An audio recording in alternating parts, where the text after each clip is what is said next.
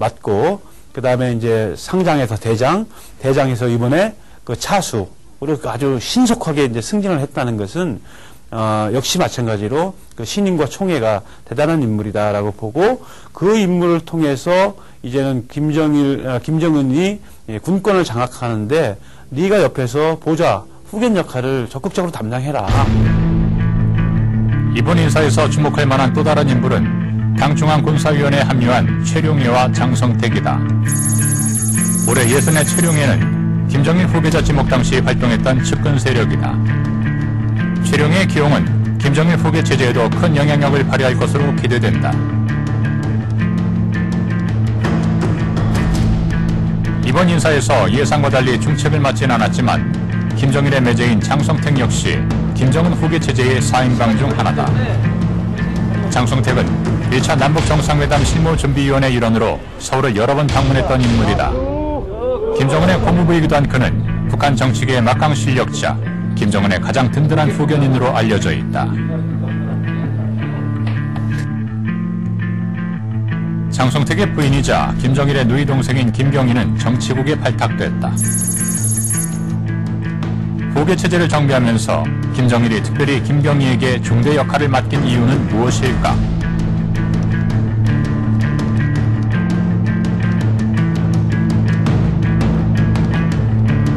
김경희가 여자이기 때문에 그리고 또 가장 중요한 건 김경희는 자식들이 없어요. 그러니까 결국은 김경희가 여자이기 때문에 그 권력약이 상대적으로 적다라는 생각이 있을 거죠. 그리고 김정일이가 갑자기 죽었을 때 김정일만한 카리스마를 가지고 국가를 통치할 그렇게 우상화된 인물은 딱 한 명밖에 없습니다. 북한의 김경희입니다. 그래서 결국은 김정일이 공감 때문에 만약의 경우에 김정일이가 사라졌을 때는 김정일 스스로가 김경희에게 그런 의무를 수행하도록 이렇게 부탁을 하는 그런 구조가 된 겁니다.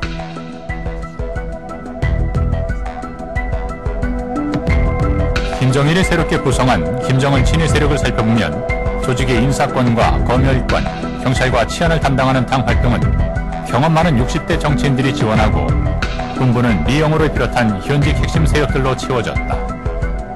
북한의 후계자로 급부상한 김정은. 그러나 그는 아직 국가 통솔 능력을 인정받지 못한 초보 정치인이다.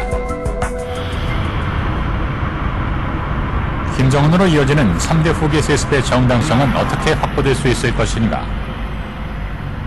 지난 8월 말 돌연 단행된 김정일의 2차 중국 방문은 바로 그 후계 체제 확립을 위한 행보였다. 중국 지린성에 위치한 위원중학교. 김정일의 첫 방문지였던 이 학교는 외부인의 출입이 철저하게 통제되고 있었다. 김정일 방문 당시 학교는 임시 휴교 조치를 내리기도 했다. 语文同学对这个朝鲜人来都是分层次来的，我们学校不管哪个城市来都是欢迎的。是，我知道是欢迎。欢迎的气氛怎么样？非常好。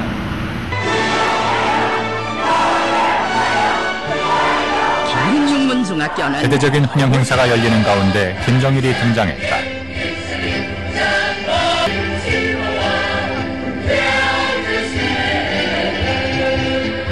김정일은 왜 이곳을 찾은 것일까? 위대한 장군님께서는 80여 년 전 학창시절 어버이 수령님의 지치가 숭배해 있는 책골상을 비롯한 귀중한 사정물들을 경건한 심정으로 돌아보시었습니다.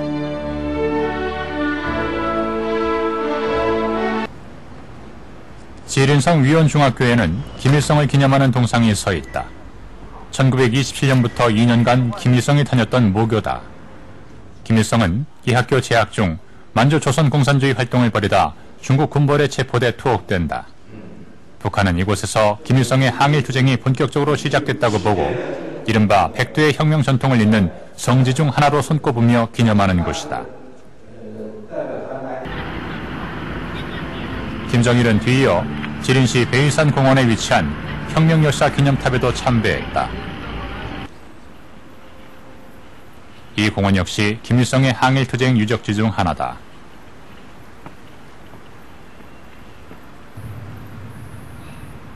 10대 후반 어린 김일성은 중국 공산주의자들과 함께 당시 만주지역 점령에 나선 일본군에 대항해 조직적이고 열성적으로 항일투쟁을 벌였다고 알려져 있다.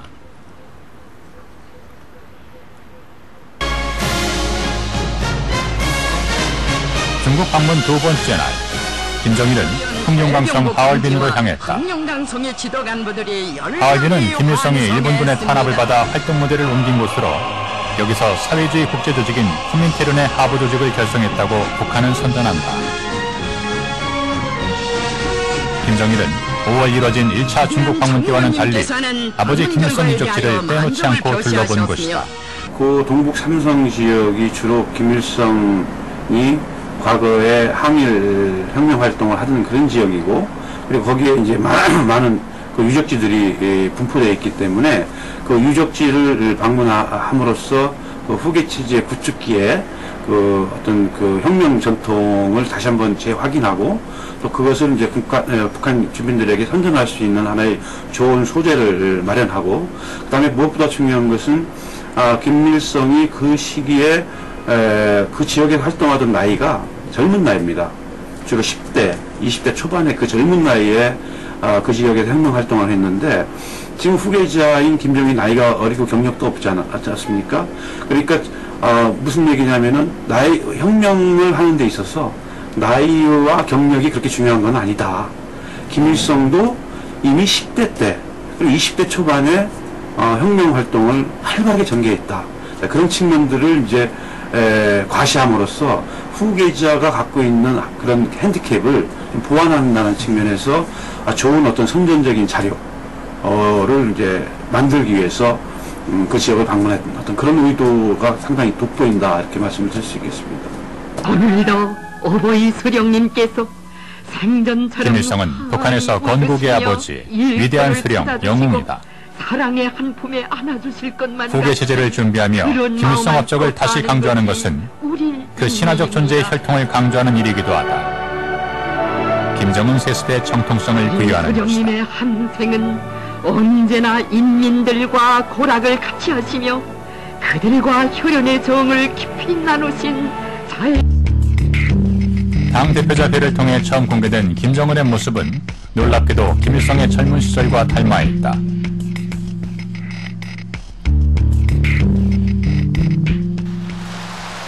김정일과 똑같이 닮은 김정은의 박수 스타일이 눈길을 끌기도 했다. 김일성 혈통임을 암암리에 드러내기 위해 사전에 치밀하게 계산된 전략적 제스처로 받아들여진다. 유일지도체계 확립을 위한 10대 원칙이라는 게 김일성과 김정일, 김일성을 대기하는 김정일 외에는 누구도 추종하거나 따라하거나 존경하거나 해서는 안 된다는 걸 수십 년 동안 되풀이해왔기 때문에 다른 지도자를 찾는다는 그런 의식이 없고 또 그런 준비를 안 해왔다. 기존에 있었던 그런 문화와 이데올로기 상에서는 자연스럽게 3대 세습이 권력을 이양하는 데 더 쉬운 것이고, 새로운 지도자를 통해서 세습이 아닌 방식으로 권력을 이양하는 건 북한에서 굉장히 까다롭고 어렵고 힘들고 오히려 더 불편하고 불안정한 것일 수가 있는 거죠. 후계자로서 정통성을 확보한다 하더라도 김정은 체제에 대한 주민들의 절대적 지지를 끌어내기 위해선 반드시 풀어야 할 과제가 있다. 바로 경제난이다. 무너진 경제는 안정적 권력 이양을